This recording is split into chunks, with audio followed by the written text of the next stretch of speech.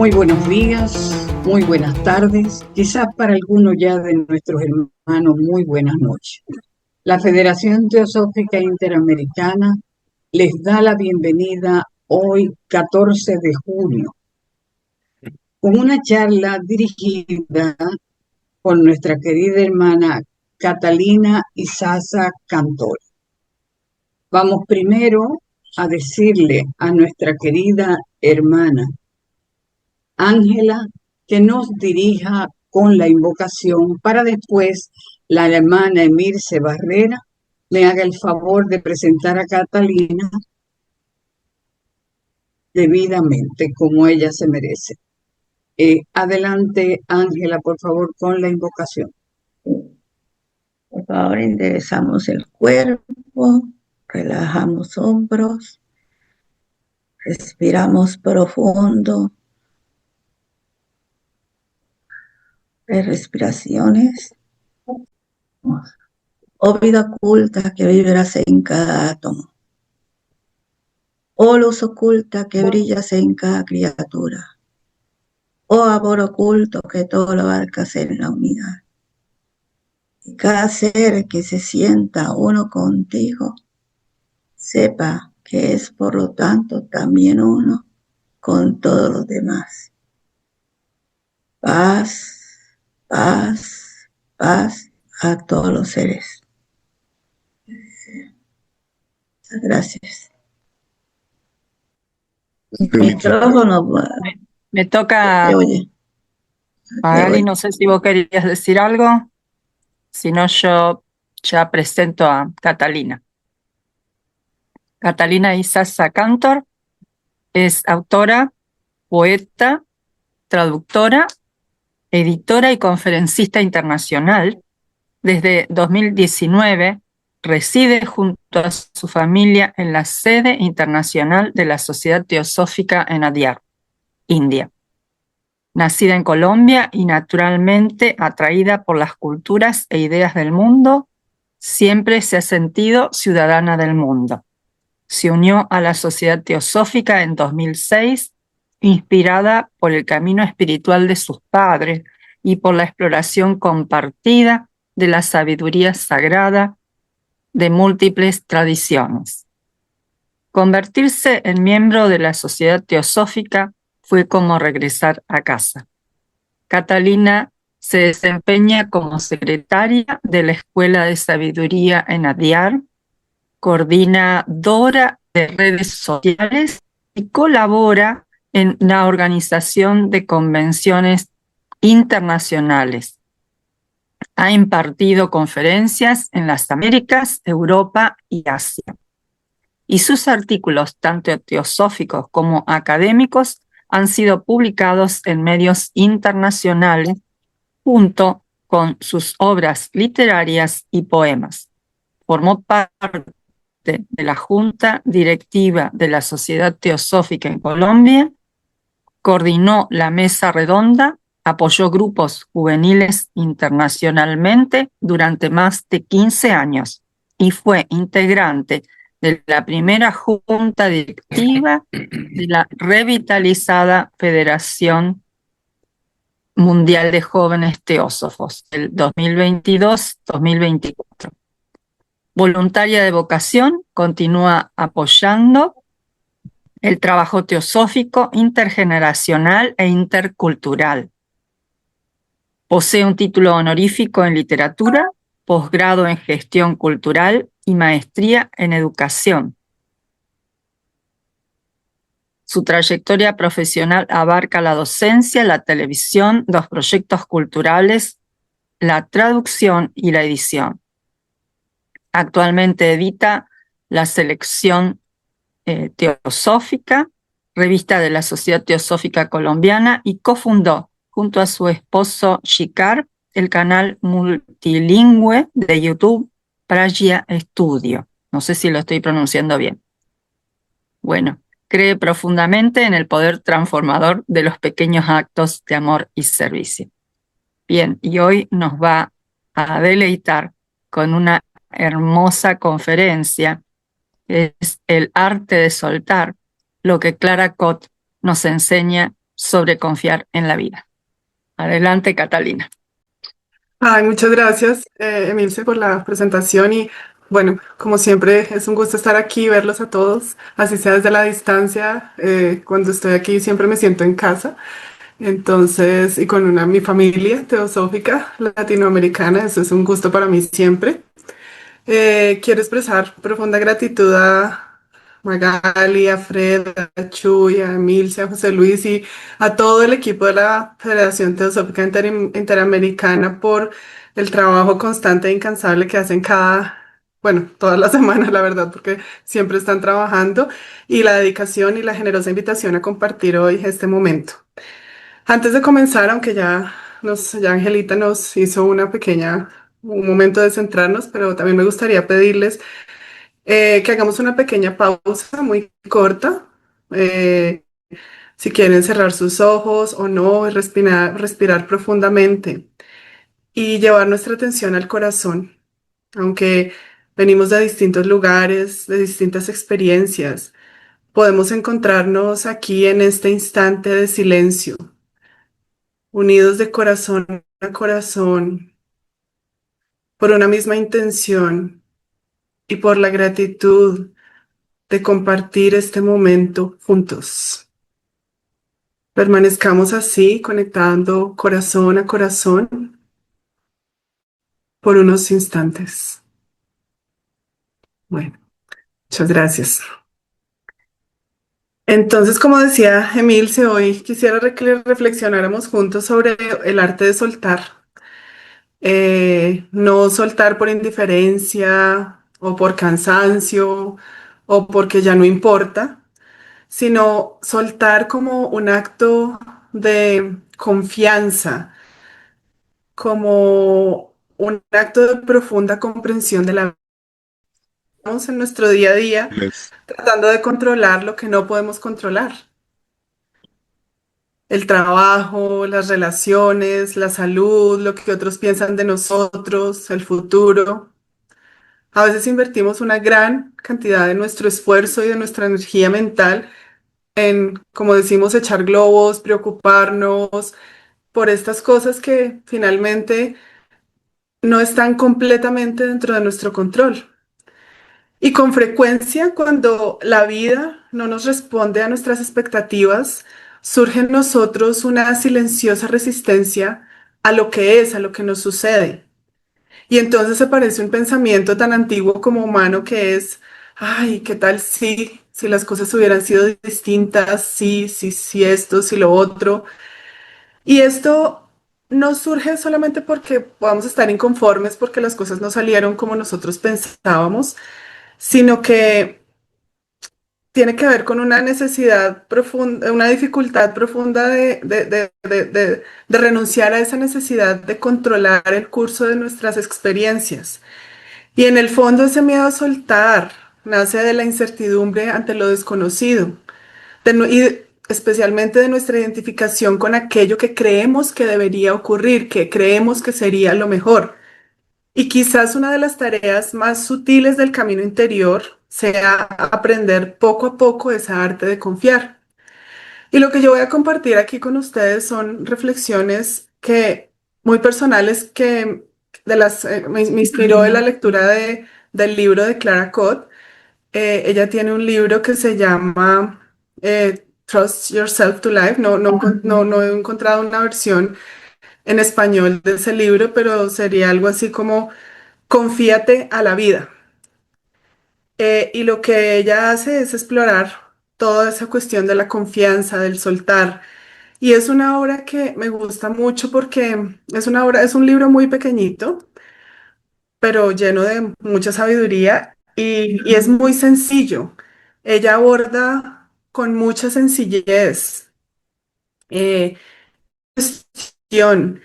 Y algo que también me impacta mucho es que se siente que ella no habla desde una, como una cuestión teórica, sino de la vivencia, de su propia vivencia. Y creo que eso es muy impactante. Por eso quise compartir especialmente basada en este libro. y son las reflexiones que me suscitó la lectura del mismo. Para entender un poco el contexto, voy a hablar brevemente sobre Clara Cott, que creo que la mayoría de los aquí presentes igualmente han leído o escuchado sobre ella. Clara Cott fue una teósofa importante que, que nació en Inglaterra en 1876 y que desde joven tuvo una inquietud espiritual muy honda. Ella nació en un ambiente cristiano y pues con una educación tradicional de la época, pero ella en el libro cuenta cómo desde pequeña ya sentía que esa idea que le mostraban de Dios y que había muchas cosas de la educación que le dieron que no encajaban, que no hacían, no tenían el sentido a ella, y entonces siempre estuvo buscando algo que fuera más allá de las formas externas de la religión que le fue impartida por su educación. Algo que tuviera que ver con la experiencia real, interior, viva. Y de esa manera llegó a la teosofía y bueno, una vez que comenzó su jornada en la Sociedad Teosófica fue una conferencista incansable. Viajó por todo el mundo hablando sobre el servicio, la evolución, etcétera, temas teosóficos. Pero como les decía, lo que me impactó mucho es que su enseñanza surgió de lo que había vivido. Cuando uno lee un poco sobre la vida, no voy a entrar aquí en detalles biográficos, pero sí tuvo una vida en la que conoció la pérdida, la enfermedad, como diríamos, los momentos en que la vida no se porta bien con nosotros.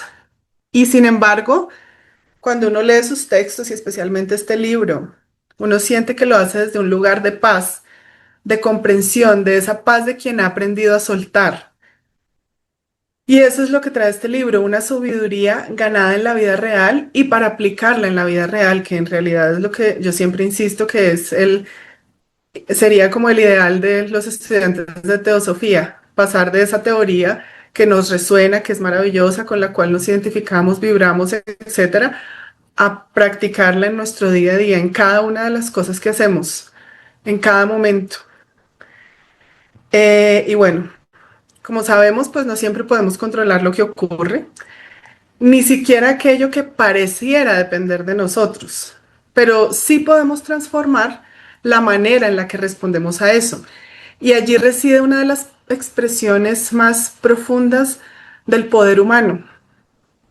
Y es que la vida no se moldea únicamente a través de los grandes acontecimientos, sino también y especialmente mediante las elecciones pequeñas, las elecciones cotidianas.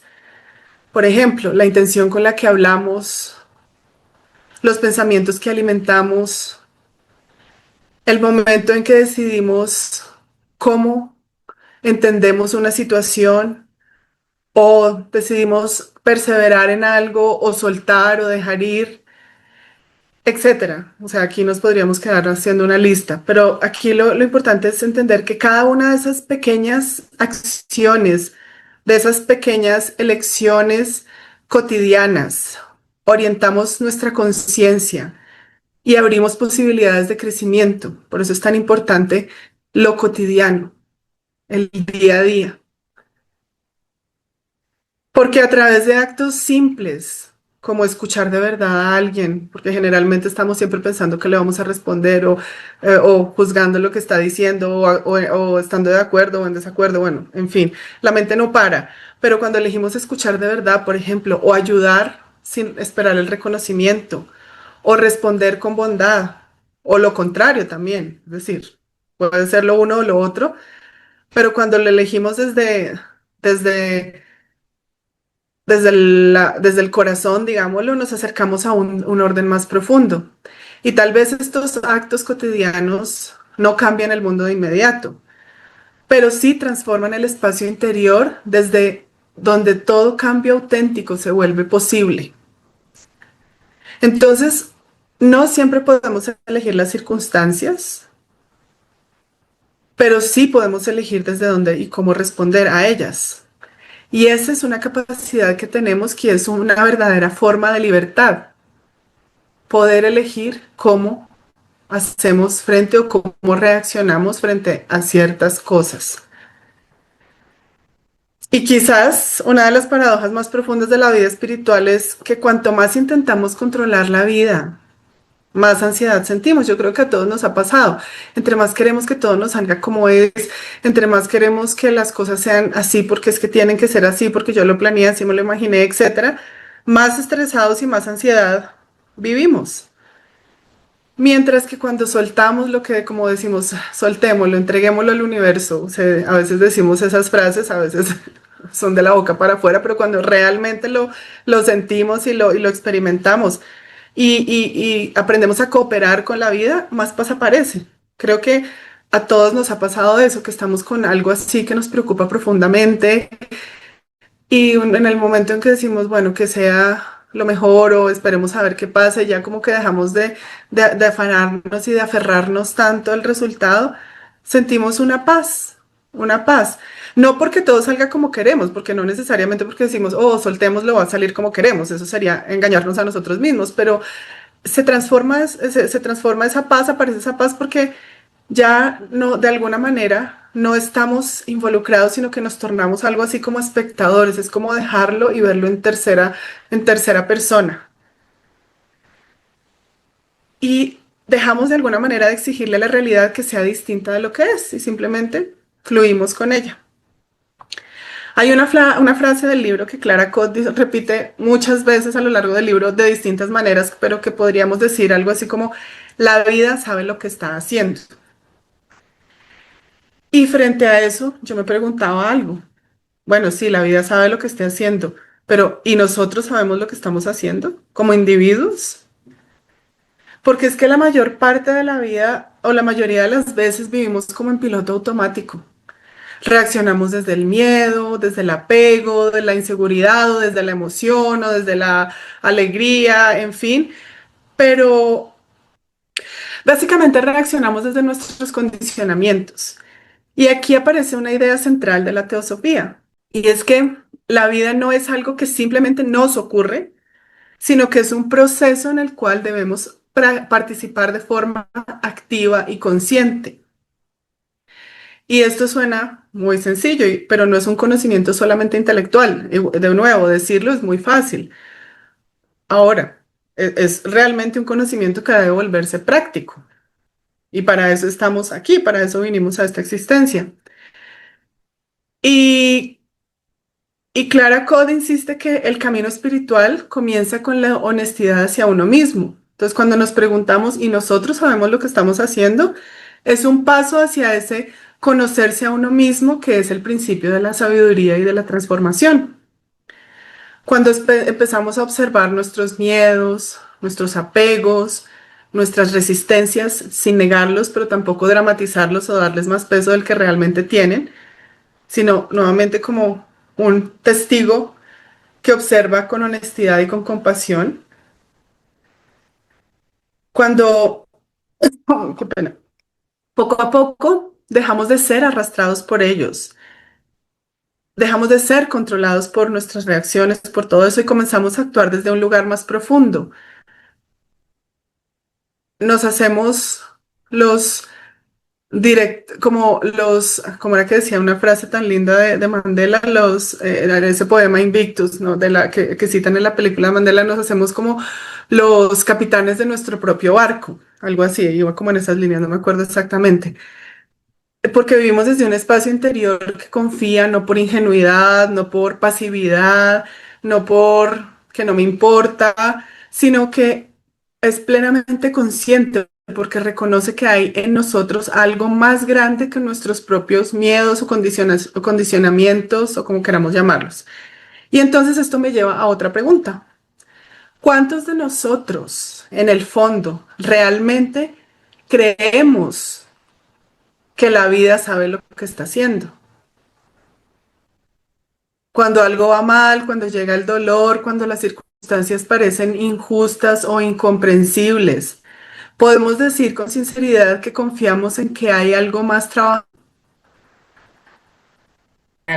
Y pues para esto, claramente, para poder realmente creer que la vida sabe lo que está haciendo y decir que confiamos en que hay algo más que está trabajando, tenemos que estudiar y leer y ver todo lo que la teosofía nos dice, porque cuando vamos al estudio de la teosofía, de la sabiduría divina, encontramos que se nos dice que sí, que la vida sí sabe lo que está haciendo, que la vida no es un caos azaroso, que hay una inteligencia detrás del proceso, aunque no siempre la entendamos. El hecho de que nuestras limitaciones sensoriales o mentales o emocionales no nos permitan entender esa inteligencia detrás del proceso no quiere decir que no exista. Y nos dice también que el alma, nuestra alma, está en un proceso continuo de aprendizaje. Y este proceso es parte de lo que en teosofía se llama el plan divino, que es la evolución. En la doctrina secreta, eh, Blavatsky, Elena Blavatsky lo expresa así.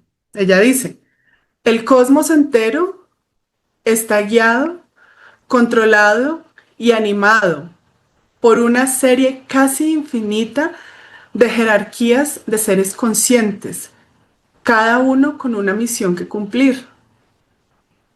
Hay algo más grande que nosotros y son jerarquías conscientes que guían todo el cosmos.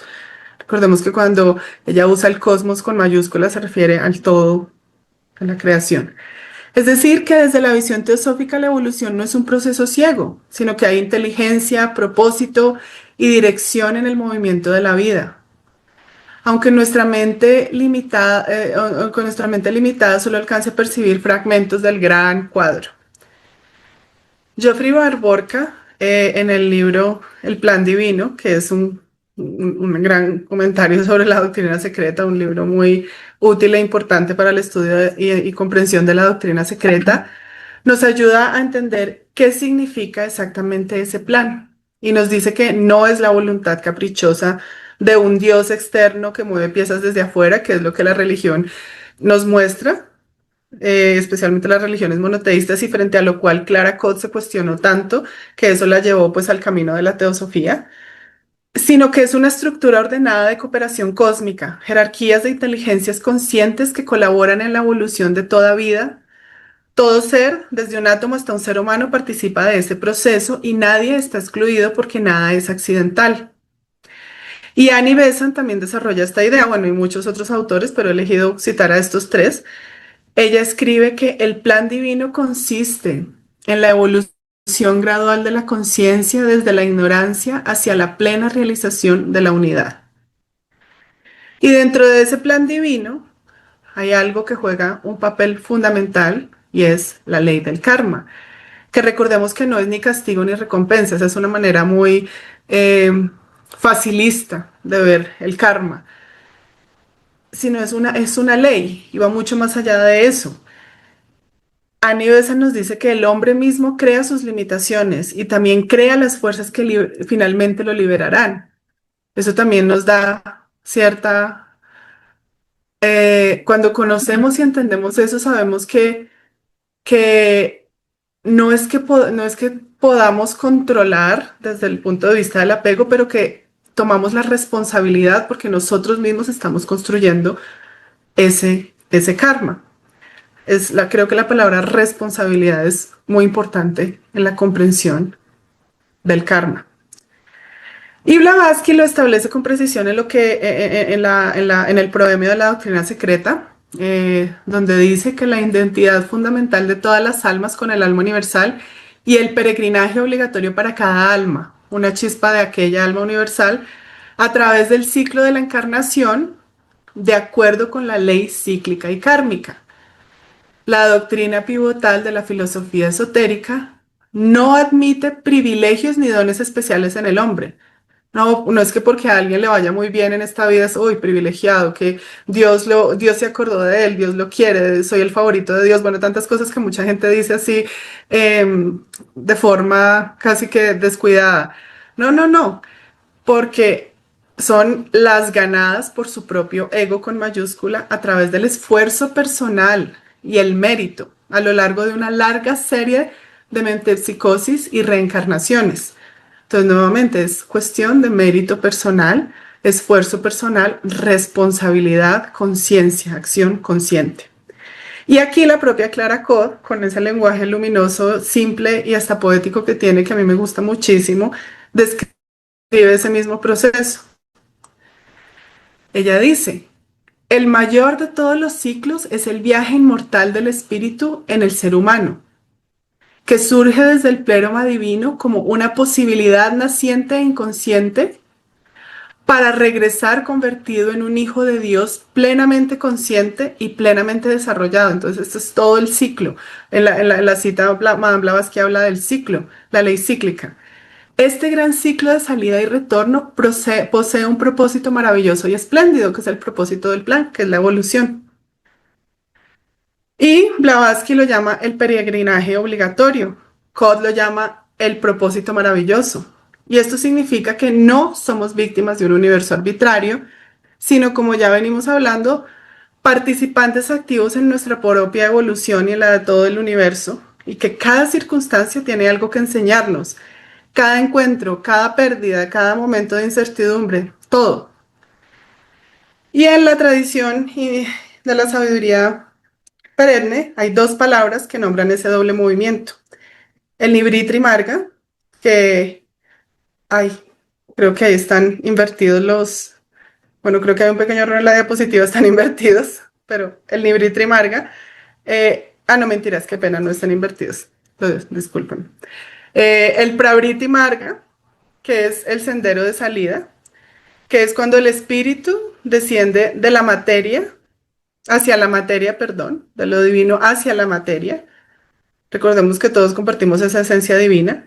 Se individualiza, encarna, se diversifica y crece tomando a través de la experiencia. Es el movimiento de la chispa divina alejándose del fuego original para conocerse a sí misma a través de la experiencia. Pero llega un momento en que hay un punto de conversión. Puede ser porque hubo un momento de despertar espiritual o generalmente por momentos de algo muy fuerte que sucede, una experiencia, de esas experiencias que uno dice que le cambian la vida. Generalmente experiencias muy fuertes y muy duras porque hemos estado tomando, dejándonos llevar por el imperio de los deseos. Y pues como sabemos, sí existe la ley del karma y pues en algún momento tiene que llegar el equilibrio. Y en ese momento, que es el punto de conversión, se comienza a recorrer el camino hacia adentro, hacia arriba, que es el sendero de retorno, donde la conciencia, habiendo aprendido a través de la materia, comienza su ascenso de regreso hacia la unidad. Y esta vez ya no crece tomando, sino crece dando. El Dharma es algo muy importante en esto. Y ya no crece como la misma chispa que partió, sino enriquecida, consciente y desarrollada. Y estos movimientos no necesariamente son consecutivos en el tiempo, de la misma manera que lo son el amanecer y el atardecer, sino que pueden darse en distintos niveles del ser. Y en algún punto del camino, como dijimos, ese punto de conversión, el alma comienza a reconocer que ya no solo desciende, sino que necesita empezar a volver. Y esto me recuerda mucho ese libro de Annie Besant que se llama Hacia el Templo, si no estoy mal, en el que ella describe la jornada de evolución como que vamos rodeando una montaña y en la punta de la montaña está el templo maravilloso, pero vamos rodeando y rodeando hasta que de pronto algunos alzan la cabeza y ven una luz reluciente y deciden tomar el camino recto, que claramente es mucho más difícil porque es ir muy empinado, pero pues que es el punto de conversión. Entonces, bueno, ese también es un libro maravilloso que lo recomiendo profundamente, Hacia el Templo.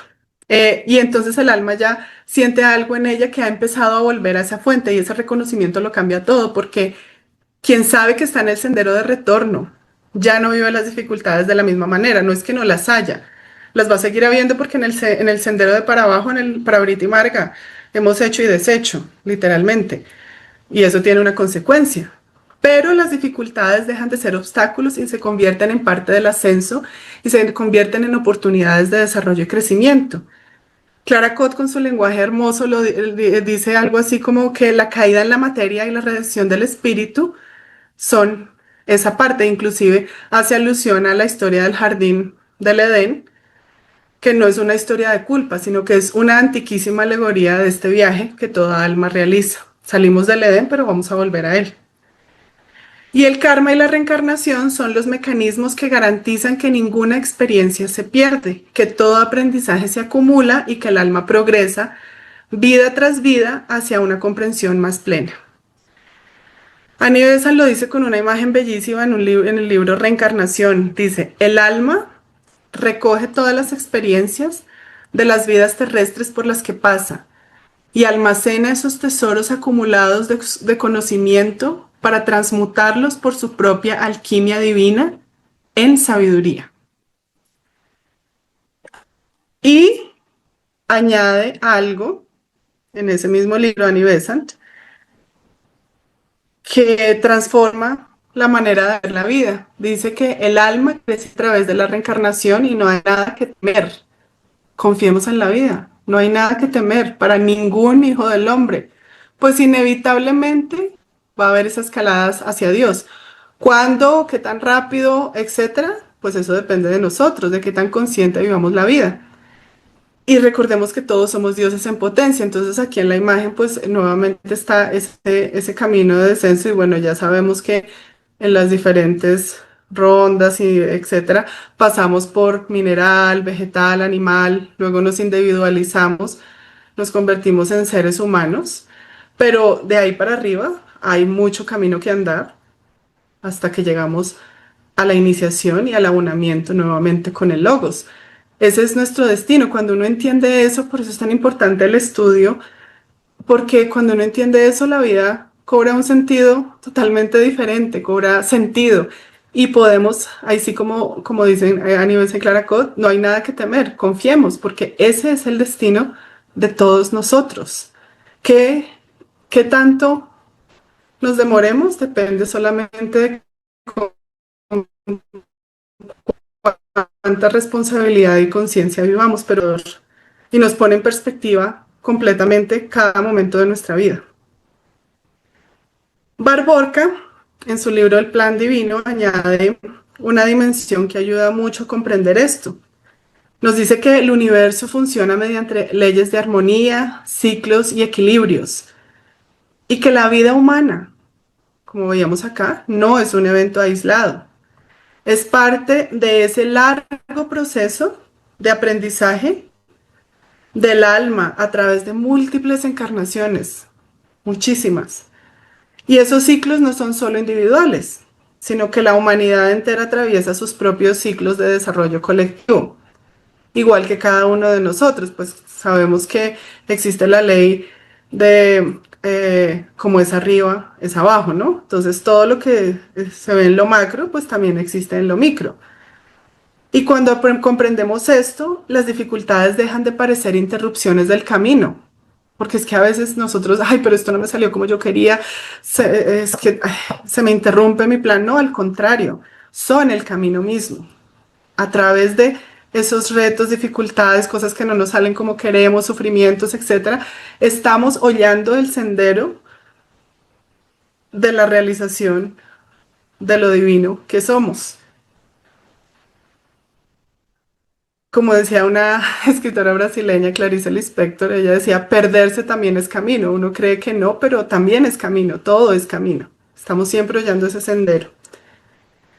Y Krishnamurti, A los pies del maestro, resume todo esto con una claridad extraordinaria. Me encanta esta cita de Krishnamurti. Él dice, solamente dos clases de seres existen en todo el mundo, los que conocen y los que no conocen. Y este conocimiento es lo que importa. La religión que un hombre profese, la raza a la que pertenezca, no son cosas importantes. Lo único que realmente importa es este conocimiento, el conocimiento del plan de Dios para los hombres o para la humanidad, porque Dios tiene un plan y este plan es la evolución. En cuanto el hombre ha comprendido este plan y lo conoce realmente, no puede menos que colaborar en él e identificarse con sus designios, tan gloriosos como bellos. En cuanto el hombre lo ha comprendido, la única opción que tiene cuando uno comprende esto, cuando lo ve y lo estudia, no hay más opción que colaborar en él. Nos tenemos que convertir en actores activos del plan divino, con sus designios tan gloriosos como bellos. O sea, esto a mí me parece hermosísimo y muy inspirador, muy, muy inspirador. Y conocer el plan, no, como decíamos, no es un privilegio intelectual. Faltaría más, al contrario, es un llamado, es una responsabilidad, una invitación a participar de forma consciente. Clara Cott en su libro no propone una fe ciega ni una actitud pasiva, sino estudio, cuestionamiento, intuición, que lleva a esa experiencia interior que a la vez se ve reflejado en nuestras acciones. Como ella describe, ella dice, la esencia de la verdadera religión es un misticismo vivo que nos invita a la experiencia interior y a la comprensión profunda. Entonces, cuando comenzamos a tener ese desarrollo, ahí vemos en el esquemita, comenzamos a, esta es simplemente otra manera de representar lo que ya habíamos visto en esta diapositiva. Pero nos volvemos colaboradores y vamos hollando ese camino que está lleno de curvaturas y de todo, de cómo se ve, hasta llegar a lo que es el ser humano perfecto. Pero confiar en ese proceso no siempre es fácil. El miedo, el apego, los condicionamientos, como ya sabemos, nacen de esa identificación con el yo pequeño, que se siente separado, vulnerable. Y entonces aparece la necesidad de controlar, el apego, las expectativas, la seguridad de lo conocido, como ya hemos comentado. Clara Cott describe esto con una imagen muy hermosa. Dice que aferrarnos es como caminar con los puños cerrados. Podemos movernos, sí, pero si no abrimos los puños, si no soltamos, literalmente, de caminar hacia soltar hasta la apertura, pues si no abrimos, no podemos recibir nada nuevo. Nos quedaremos así con lo que tenemos, pero no hay oportunidad ni espacio para recibir nada nuevo. Preguntémonos nosotros mismos con qué estamos caminando con los puños cerrados en nuestra propia vida, con qué limitaciones estamos viviendo en nuestra propia vida, qué es lo que no podemos soltar. Una relación que ya terminó, una versión de nosotros mismos que ya no somos, una expectativa sobre cómo debería ser el futuro. Creo que vale la pena cada cierto tiempo hacer como ese autoexamen de estamos caminando con las manos cerradas para algo en la vida, no en general, puede que no, pero puede que en algunos aspectos sí. Y no es necesario responderlo ni ahora ni en voz alta, pero sí vale la pena que de vez en cuando nos quedemos un momento con la pregunta, de pronto en nuestra meditación diaria o en algún momento. Y esto tiene mucha relación con uno de los puntos centrales del libro de Clara Cott, Confíate a la vida, que es la distinción entre el yo pequeño y el yo más profundo con mayúscula, que es una distinción que aparece prácticamente en todas las grandes tradiciones de sabiduría. El yo pequeño es la personalidad, el ego, lo que vemos ahí, eh, reflejado en la imagen. Esta es simplemente una recreación de una imagen muy popular que se usa mucho en las presentaciones teosóficas de la constitución septenaria del ser humano. Esa personalidad, ese ego, es el que se aferra, el que necesita control, el que tiene miedo, el que dice, soy mi trabajo, soy mi relación, soy mi historia, soy lo que los demás piensan de mí.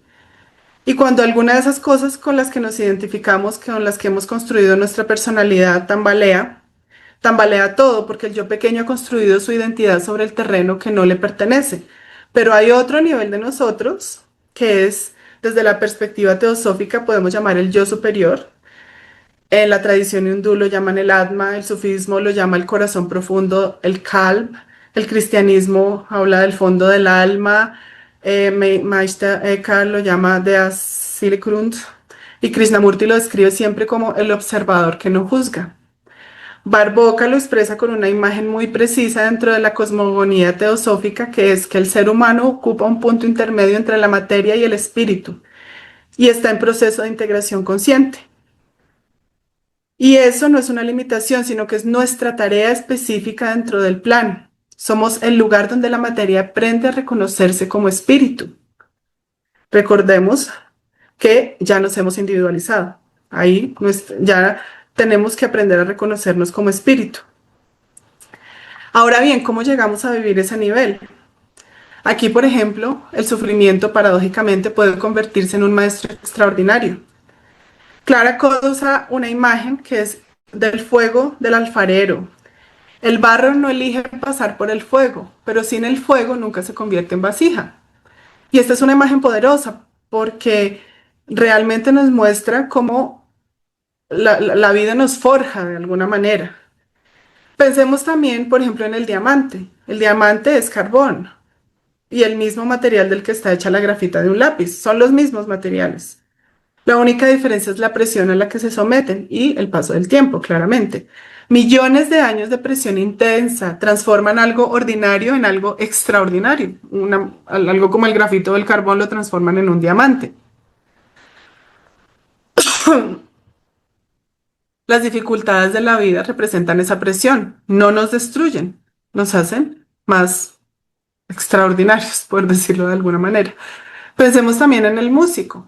Nadie se vuelve virtuoso sin horas de práctica, sin la frustración de errar la misma nota 100 veces. Quienes aquí practiquen algún instrumento lo saben. Sin la humildad de volver al principio. A veces cuando uno está tocando o practicando se equivoca, bueno, tenemos que volver a empezar, volvemos a empezar o por partes, en fin, hay que repetir, repetir y estudiar y trabajar mucho para dominar una pieza musical. El virtuosismo no se da a pesar del esfuerzo, sino a través del esfuerzo. Y pensemos en algo todavía más cotidiano. Las personas que más admiramos, pensemos en aquellas personas que admiramos mucho o que han tenido un impacto muy fuerte en nuestra vida o que nos han inspirado mucho. Generalmente son personas que cuando uno va y examina su vida, son personas que llegaron a eso sin haber atravesando momentos profundamente difíciles. Son como esos diamantes. Entonces, cuando recibimos el sufrimiento de forma consciente, no solo soportarlo, no se trata de resignarse y decir, ay, sí, es que voy a sufrir, qué horror y ya, sino que es de forma consciente comprenderlo. Esto actúa como un disolvente de lo que es falso en nosotros. Disuelve las capas de pretensión, de arrogancia, de ilusión. Y cuando esas capas se disuelven, todas esas cosas que cargamos, emerge algo más real, lo que está dentro de nosotros. Y las grandes tradiciones espirituales del mundo coinciden en eso de manera sorprendente. El Islam habla de la muhasaba, que es el examen interior que el sufrimiento provoca, como una de las puertas más directas hacia Dios.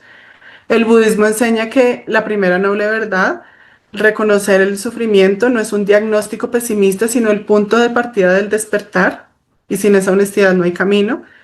Por ejemplo, San Juan de la Cruz, cuando habla de la noche oscura del alma, describe ese momento en el que todo apoyo exterior desaparece.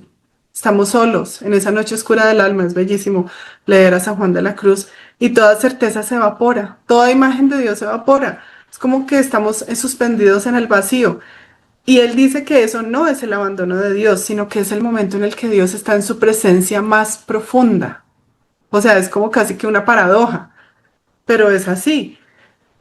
Porque solo cuando el yo pequeño ya no tiene nada de donde aferrarse, el alma aprende a descansar en algo que no puede perderse. Es como ese momento de total nada, nada. Cuando uno ve la subida al Monte Carmelo de San Juan de la Cruz, él habla de nada, nada, nada. O sea, hay tres caminos, el de la izquierda, el de la derecha. Uno es más material, el otro podría ser más espiritual, pero el que realmente es el del centro, nada, nada, nada. La teosofía podría decir lo mismo con otro lenguaje. Las pruebas no son obstáculos al camino espiritual, sino que son el camino espiritual. Y Clara Codd insiste en su libro que la vida posee una sabiduría más profunda de la que normalmente percibimos. Dice que el miedo desaparece cuando comenzamos a confiar en ese ser con mayúscula, que es más profundo. Así pues que hay un conocimiento que no viene del análisis ni del control, sino de esa parte en nosotros que ya sabe, que confía, que está de alguna manera en paz con lo que es. Toda meditación, todo estudio, todo servicio no es otra cosa que aprender a escuchar esa voz con mayor claridad, a distinguirla del ruido del yo pequeño, a habitarla con mayor frecuencia. Y entonces la confianza no nace de controlar, sino descubrir eso más profundo en nosotros. Y como decíamos, no es que es resignarnos, no es decir, no, no hay nada que hacer, dejemos así, sino que cuando decimos, eso es así, resignémonos, es abandonar la lucha. Y eso lo hace el yo pequeño. La confianza, en cambio, nace de una comprensión más profunda. Algo así como, no entiendo lo que me está pasando, no me gusta, me hace sufrir, pero sé que puedo atravesarlo y que tiene un sentido porque creceré a través de ello. La resignación paraliza mientras que la confianza y el conocimiento de este plan transforma. La resignación nos vuelve pasivos, la confianza nos vuelve conscientes. Una imagen que nos puede ayudar a desarrollar eso es un marinero experimentado no puede controlar el viento ni las olas, pero puede ajustar las velas, leer el horizonte, confiar en el barco y en su propio conocimiento. Eso es confianza. No sabe cómo va a reaccionar el clima. Mientras que la resignación sería, bueno, yo suelto el timón porque como no sé qué va a pasar, pues dejemos, no, o sea, ahí está como esa diferencia. Y por eso es que debemos, lo que Clara Codd propone, una participación valiente, inconsciente y consciente en la vida. ¿Cómo podríamos soltar? Habría tres puertas. Una es la aceptación, que no es resignarse, sino conocer lo que es tal como es. Ya hemos hablado de la diferencia entre dolor y sufrimiento. El dolor es un evento, una pérdida, una dificultad. El sufrimiento es lo que añadimos cuando nos negamos a aceptar que pasó. El budismo hace una distinción muy similar. El dolor es inevitable y el sufrimiento es opcional. El apego, como sabemos, es la raíz del sufrimiento. Cuanto más nos aferramos, más sufrimos. Y aquí Annie Besant añade algo que ilumina todo desde la perspectiva teosófica. Ella dice, un momento, solo nuestros propios actos pueden detenernos, solo nuestra propia voluntad puede encadenarnos. Una vez que los hombres reconozcan esa verdad, habrá llegado la hora de su liberación. O sea que el sufrimiento prolongado no nos lo impone el universo, nos lo imponemos nosotros mismos, al resistir, al aferrarnos, al negarnos a soltar. Y esa misma voluntad que nos encadena es la que nos puede liberar, es como un proceso alquímico.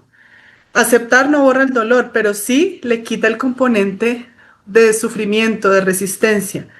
Y para eso necesitamos una valentía, es un acto de realismo espiritual, podría decirse. Otra puerta es vivir en el presente. El miedo vive en el futuro, el resentimiento vive en el pasado, la paz vive en el presente. Ahora mismo, en este momento, y Krishnamurti lo expresó con claridad. Él dice, el miedo nunca está en el presente activo, está en el futuro o en el pasado. Cuando hay peligro real en este momento, no hay miedo, hay atención total. Y añade, puedo vivir completa y enteramente hoy, solo puedo hacerlo cuando haya comprendido el funcionamiento del pensamiento y en esa comprensión hay silencio. Y donde la mente es silenciosa, no hay tiempo. Y en textos como el Vivekachudamani también se insiste en eso, que la mente debe liberarse de las ataduras temporales para alcanzar la verdadera comprensión, porque el alma no está ligado ni al pasado ni al futuro, es un eterno presente. Y la vida, nos dice Clara Cott, siempre nos da lo que necesitamos para el momento presente, no para todos los momentos futuros a la vez, sino para este. Como se dice cotidianamente, cada día tiene su afán, literalmente, cada día tiene su afán. Y la tercera puerta es la gratitud, que es quizás la más transformadora de todos. Cuando comenzamos a buscar activamente lo que está bien, lo que funciona, lo que hay de valor en este momento, algo cambia dentro de nosotros. Cuando nos comenzamos a hacer actores activos de ese plan. Clara Code habla de lo que ella llama la actitud del estudiante agradecido. El estudiante que aunque el examen sea difícil, reconoce que el maestro está trabajando en su bien. Y no es una gratitud forzada ni una negación del dolor, sino es una perspectiva más amplia desde esta comprensión de la que hemos estado hablando. Algo así como decir, esta prueba es la forma en que la vida me está mirando hoy, me está transformando, es una oportunidad. Porque las experiencias están orquestadas para el progreso espiritual. La vida es ese maestro y cada experiencia es una lección que el alma necesita. Y estoy segura que todos los que estamos aquí presentes lo hemos comprobado en carne propia. Con el tiempo, esas experiencias que tratábamos de evitar o con las que más sufrimos ampliaron nuestra conciencia. Y bueno, hemos hablado de las tres puertas, pero Clara Cott también nos habla de algo muy importante y es confiar en la vida. Para confiar en la vida, primero debemos confiar en lo que realmente somos. ¿Y qué es lo que somos realmente? Bueno, ya lo hemos estado discutiendo. La teosofía nos enseña que el ser humano no es solo la personalidad temporal, llena de condicionamientos, sino que hay algo en nosotros más profundo. Los seres humanos somos el microcosmos y por tanto simbolizamos todo el potencial del universo. Blavatsky lo expresa así en la doctrina secreta. La ley de la correspondencia, como arriba, así es abajo, como en el cielo, así en la tierra.